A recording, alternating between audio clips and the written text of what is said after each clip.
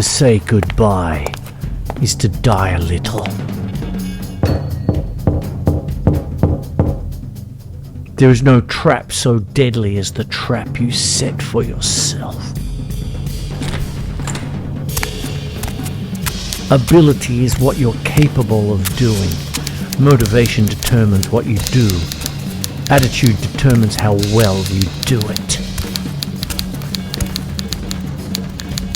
From 30 feet away, she looked like a lot of class. From 10 feet away, she looked like something made up to be seen from 30 feet away.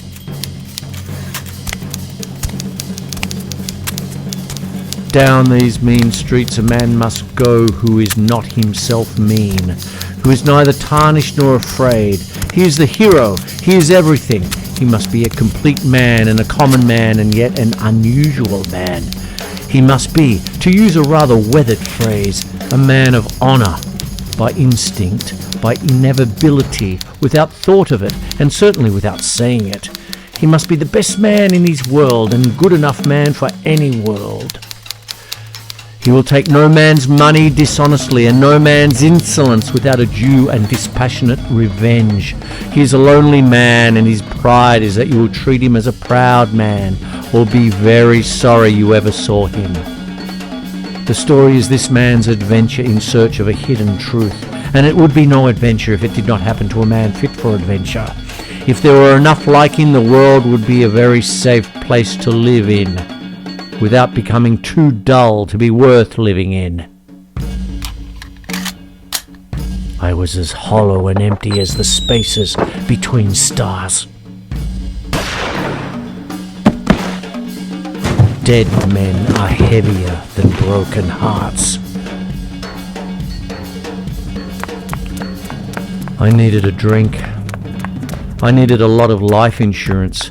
I needed a vacation. I needed a home in the country. What I had was a coat, a hat, and a gun. I put them on and went out of the room.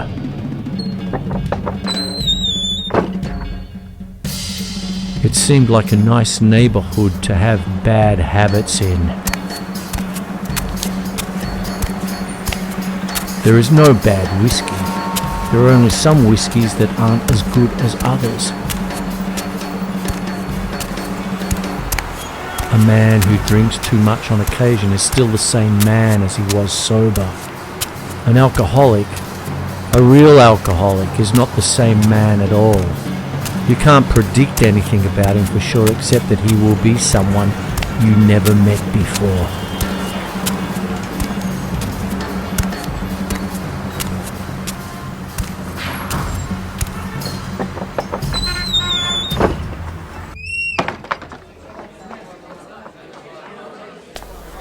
I needed the work. I could fit my wallet under a duck. What'll it be? I have a gimlet.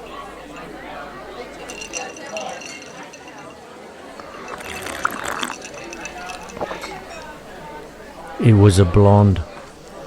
A blonde to make a bishop kick a hole in a stained glass window. I don't mind you showing me your legs. They're very swell legs, and it's a pleasure to make their acquaintance. I don't mind if you don't like my manners. They're pretty bad. I grieve over them during the long winter nights. She gave me a smile I could feel in my hip pocket. The girl gave him a look which ought to have stuck at least 4 inches out of his back.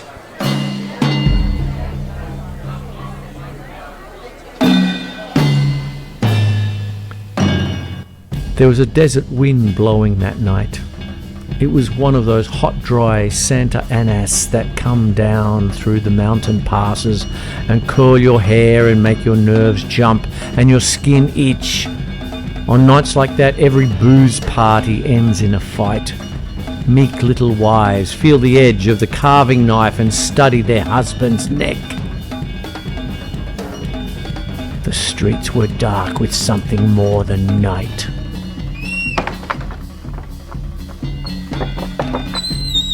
You're broke, eh? I've been shaking 2 nickels together for a month trying to get them to mate. You talk too damn much, and too damn much of it is about you. I'm an occasional drinker. The kind of guy who goes out for a beer and wakes up in Singapore with a full beard.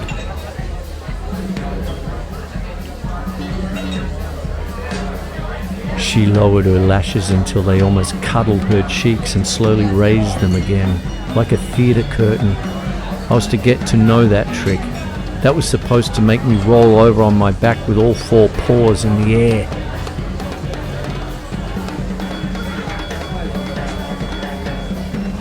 He looked about as inconspicuous as a tarantula on a slice of angel food cake.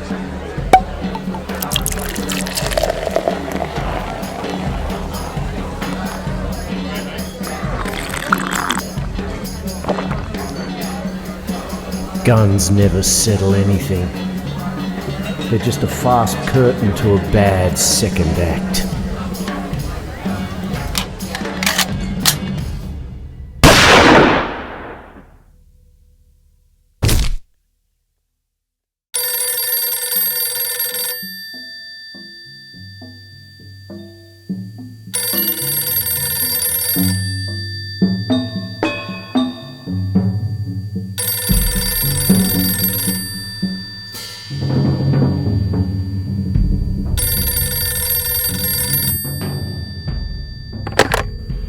Everything that can be called art, there is a quality of redemption. It may be pure tragedy, if it is high tragedy, and it may be pity and irony, and it may be the raucous laughter of the strong man. But down these mean streets a man must go who is not himself mean, who is neither tarnished nor afraid. The detective in this kind of story must be such a man. He is the hero. He is everything. He must be a complete man and a common man and yet an unusual man. He must be, to use a rather weathered phrase, a man of honour, by instinct, by inevitability, without thought of it and certainly without saying it. He must be the best man in his world and a good enough man for any world. I do not care much about his private life. He is neither a eunuch nor a satyr. I think he might seduce a duchess, and I am quite sure he would not spoil a virgin. If he is a man of honour in one thing, he is that in all things. He is a relatively poor man, or he would not be a detective at all. He is a common man, or he could not go among common people. He has a sense of character, or he would not know his job. He will take no man's money dishonestly and no man's insolence without due and dispassionate revenge. He is a lonely man, and his pride is that you will treat him as a proud man or be very sorry you ever saw him. He talks as the man of his age talks, that is, with rude wit, a lively sense of the grotesque, a disgust for sham and a contempt for pettiness. The story is the man's adventure in search of a hidden truth, and it would be no adventure if it did not happen to a man fit for adventure. He has a range of awareness that startles you, but it belongs to him by right, because it belongs to the world he lives in. If there were enough like him, the world would be a very safe place to live in, without becoming too dull to be worth living in.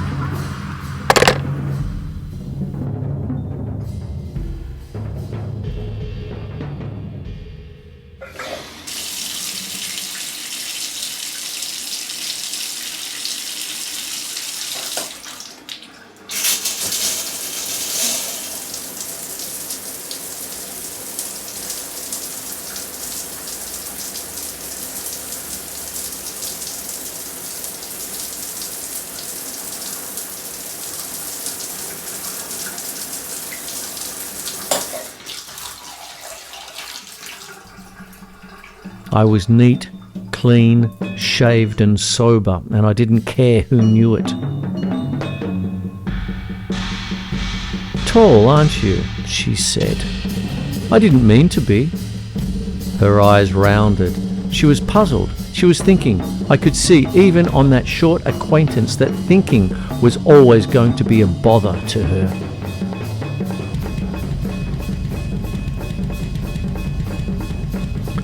Neither of the two people in the room paid any attention to the way I came in, although only one of them was dead.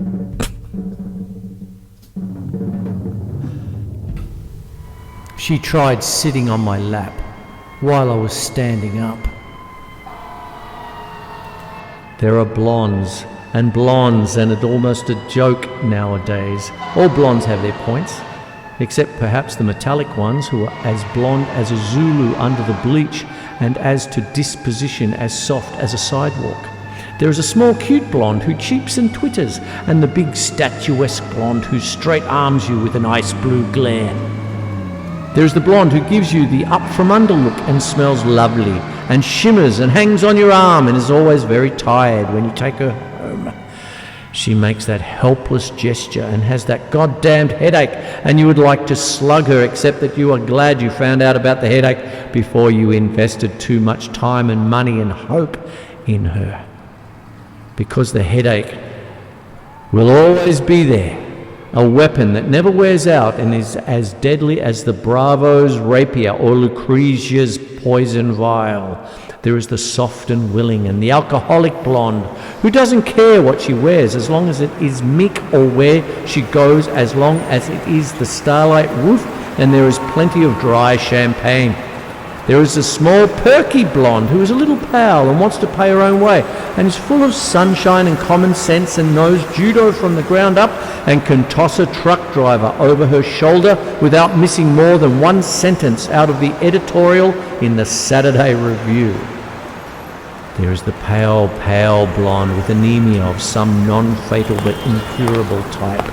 She is very languid and very shadowy, and she speaks softly out of nowhere, and you can't lay a finger on her because in the first place you don't want to, and in the second place she is reading The Wasteland or Dante in the original, or Kafka or Kierkegaard, or studying Provençal. She adores music, and when the New York Philharmonic is playing Hindemith, she can tell you which one of the 6 bass viols come in a quarter of a beat too late. I hear Toscanini can also. That makes 2 of them. And lastly, there is the gorgeous showpiece who will outlast 3 kingpin racketeers and then marry a couple of millionaires at $1 million a head and end up with a pale rose villa at Camp Antibes and Alfa Romeo town car, complete with pilot and co-pilot, and a stable of shop-worn aristocrats, all of whom she will treat with the affectionate absent-mindedness of an elderly duke saying good night to his butler. I like smooth, shiny girls, hard-boiled and loaded with sin.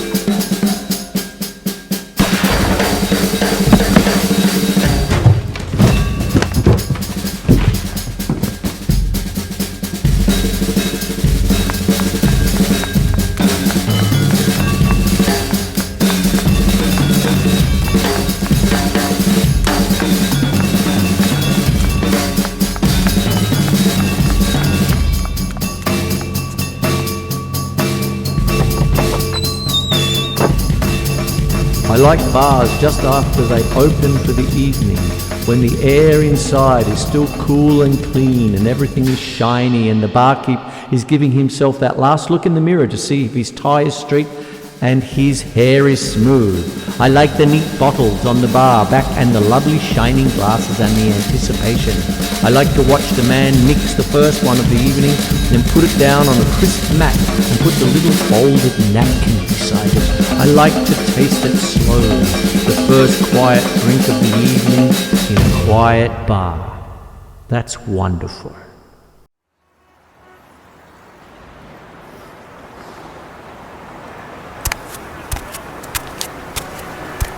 You were dead. You were sleeping the big sleep. You were not bothered by things like that. Oil and water were the same as wind and air to you. You just slept the big sleep. not caring about the nastiness of how you died or where you fell. Me, I was part of the nastiness now.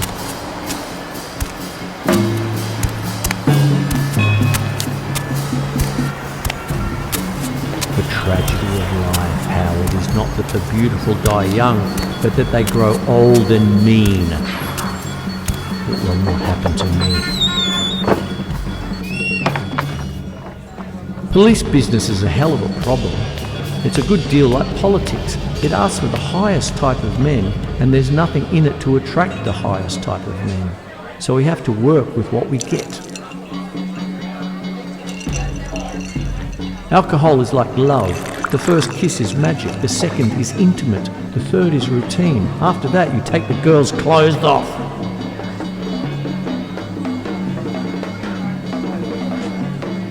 Everything a writer learns about the art or craft of fiction takes just a little away from his need or desire to write at all. In the end, he knows all of the tricks and has nothing to say. I had a funny feeling as I saw the house disappear, as though I'd written a poem and it was very good and I had lost it and would never remember it again. It was about 11 o'clock in the morning, mid-October, with the sun not shining and a look of hard, wet rain in the clearness of the foothills.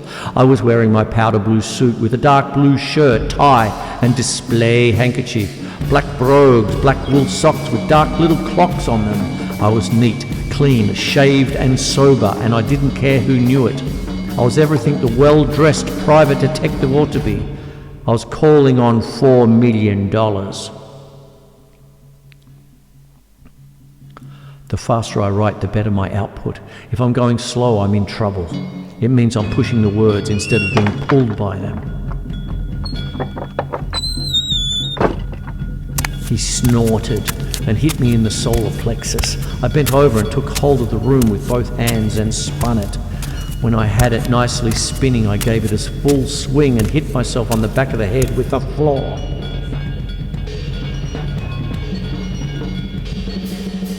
What did it matter where you lay once you were dead? In a dirty sump or in a marble tower on the top of a high hill? You were dead. You were sleeping the big sleep. You were not bothered by things like that. Oil and water were the same as wind and air to you. You just slept the big sleep, not caring about the nastiness of how you died or where you fell.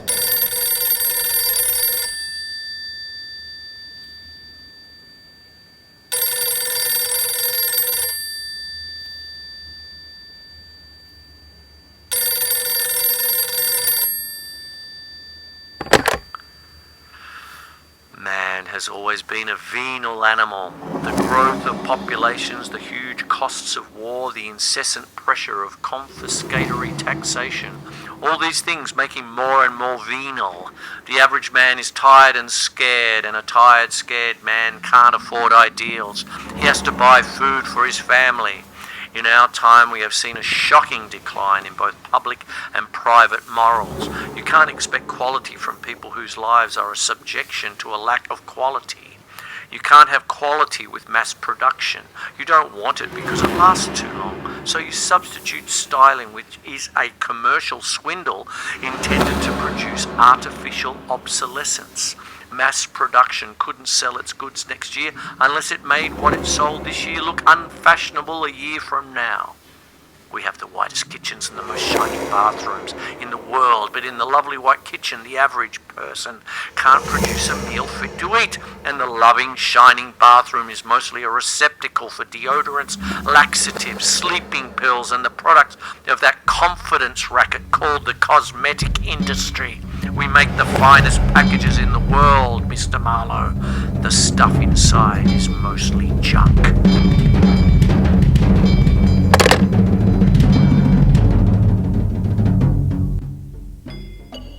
You can have a hangover from other things than alcohol. I had one from women. She smelled the way the Taj Mahal looks by moonlight. There was a sad fellow over on a bar stool talking to the bartender, who was polishing a glass and listening with that plastic smile, people wear when they are trying not to scream.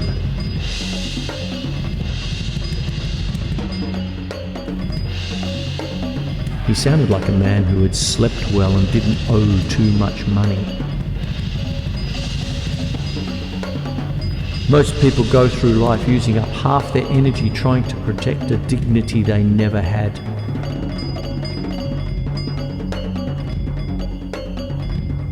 The most durable thing in writing is style, and style is the single most valuable investment a writer can make with his time.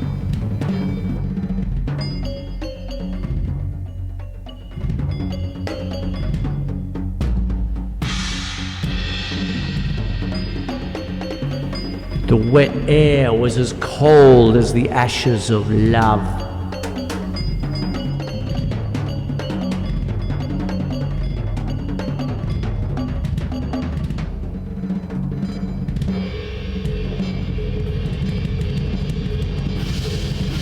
Under the thinning fog, the surf curled and creamed almost without sound, like a thought trying to form itself on the edge of consciousness.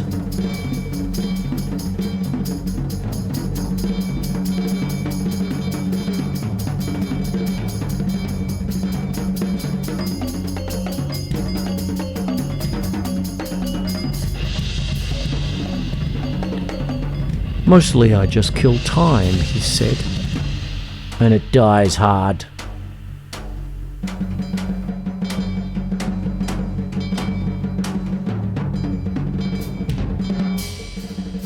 When I got home, I mixed a stiff one and stood by the open window in the living room and sipped it and listened to the groundswell of traffic on Laurel Canyon Boulevard and looked at the glare of the big angry city hanging over the shoulder of the hills through which the boulevard had been cut. Far off, the banshee wail of police or fire sirens rose and fell, never for very long completely silent. 24 hours a day, somebody is running, somebody else is trying to catch him. Out there in the night of 1,000 crimes, people were dying, being maimed, cut by flying glass, crushed against steering wheels or under heavy tires. People were being beaten, robbed, strangled, raped and murdered. People were hungry, sick, bored, desperate with loneliness or remorse or fear, angry, cruel, feverish, shaken by sobs.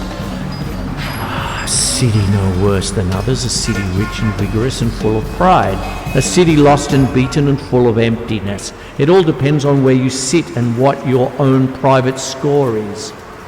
I didn't have one. I didn't care. I finished the drink and went to bed.